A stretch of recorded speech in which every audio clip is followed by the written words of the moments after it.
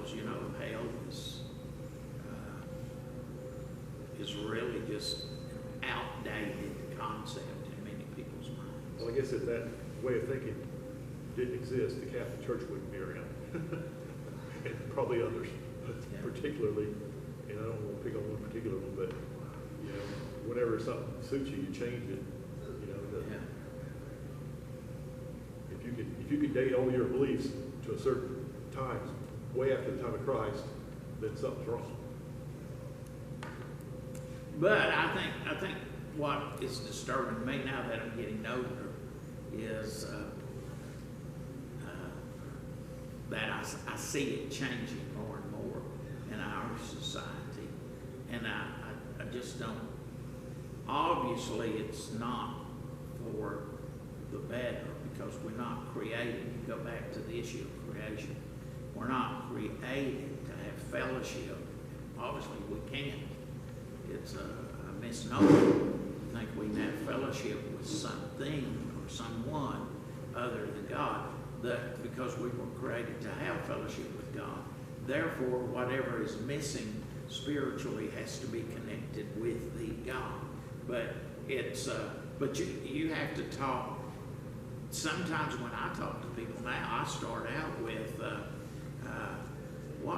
what's your interest in spiritual things? What kind of spiritual interest in life do you have?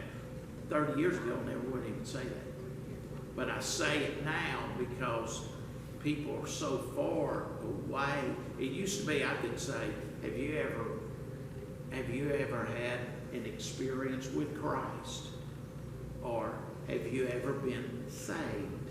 I did that when I first started preaching, and about everybody I ever encountered knew what I was talking about.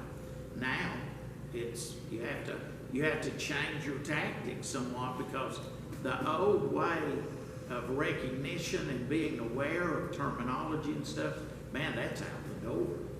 That's out the door today. And we're not talking about in others. We're not talking about in San Francisco. We're talking about in Norman, Oklahoma, places like this. Yes, sir.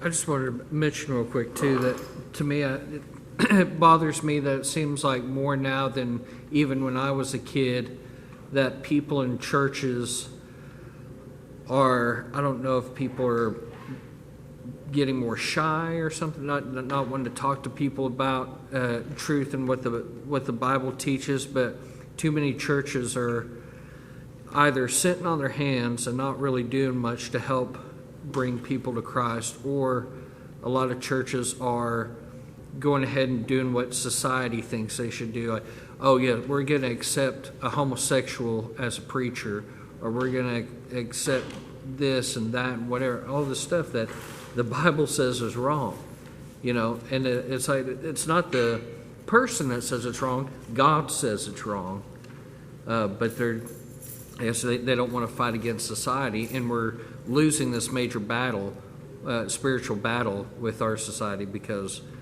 I feel like we're just not doing, like we did before. There's no real revival. I remember watching old videos back in the 60s and 70s, and of course, Billy Graham's not a missionary Baptist, but I mean, you had people like that were out there that were really trying to help reach people, and now you don't really see that anymore, unless it's like a big mega church, like a Joel Osteen church or something. Well, we're a lot different than what we used to be. Yeah. Being able to talk to people is a challenge today, because people just don't interact. Yeah. I mean, you can have a group of Christians together. If we're sitting in here an hour from now not doing anything, 3/4 of us are going to be on our phone not talking.